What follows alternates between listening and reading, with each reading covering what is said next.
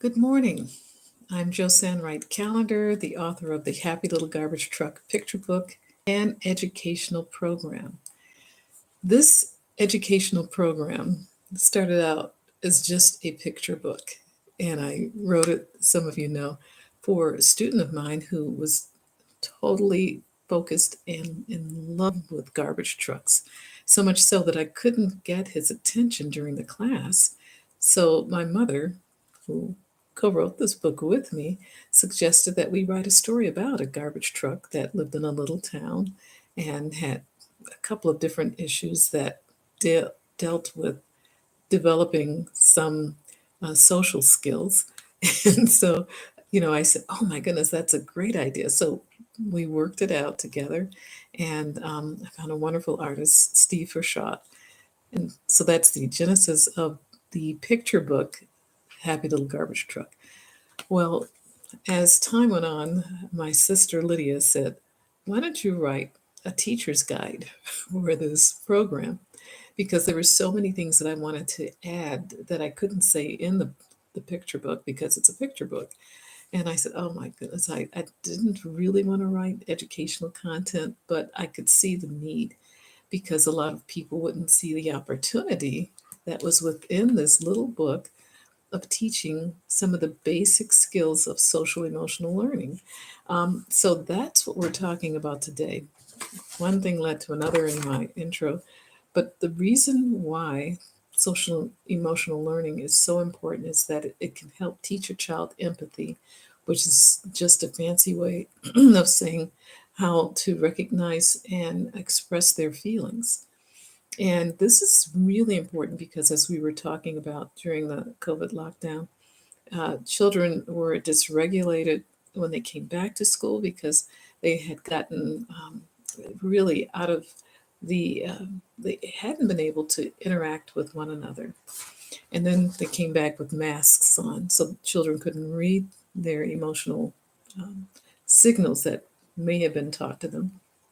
And dysregulation, I found out, was mostly due to the unfamiliar, unsettling, and unpredictable events that happen in a child, and the child not being able to um, handle those unpredictabilities.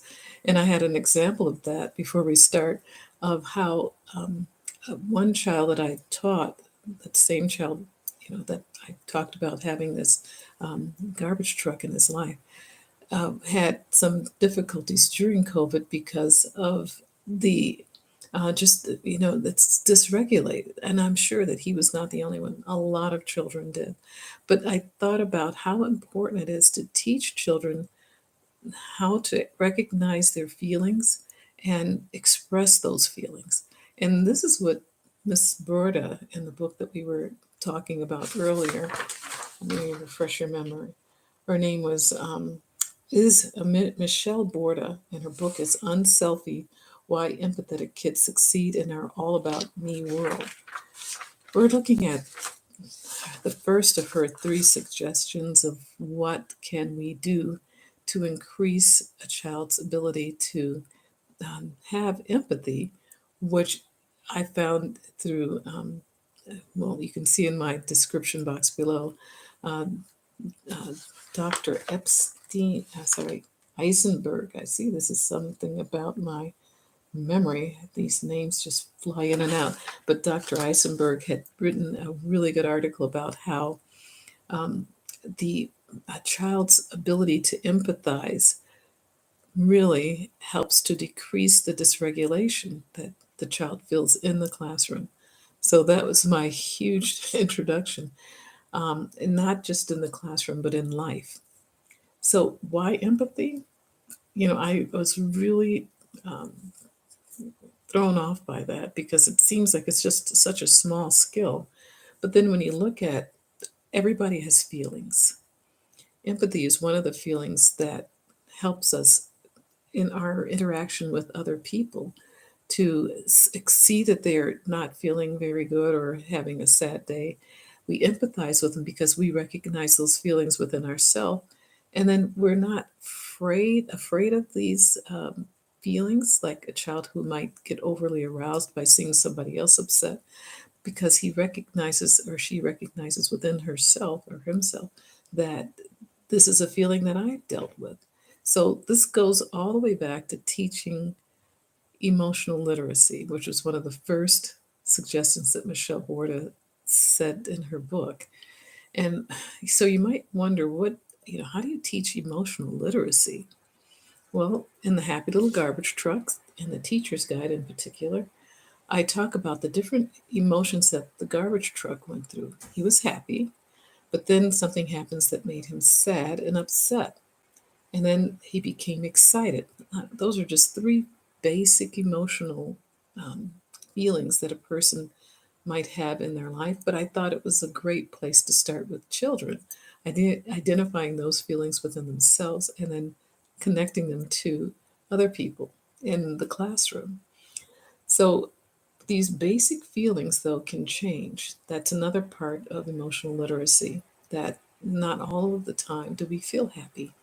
And these feelings can change based on things that happen outside of us or feelings that we have within us.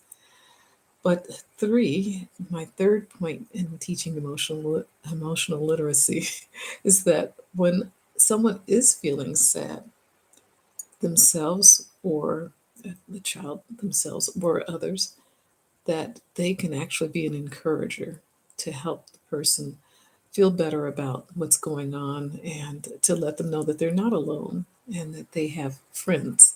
So, those are just basic components of emotional literacy. But one thing that Miss Borda brought up in her book, which I thought was really interesting, and as I was telling my husband this morning, this is like one thing brings up another thing, is that she suggested that moral development can be also a huge part of teaching emotional skills. So we're going to talk about moral development next time because it's it helps a child develop a moral identity.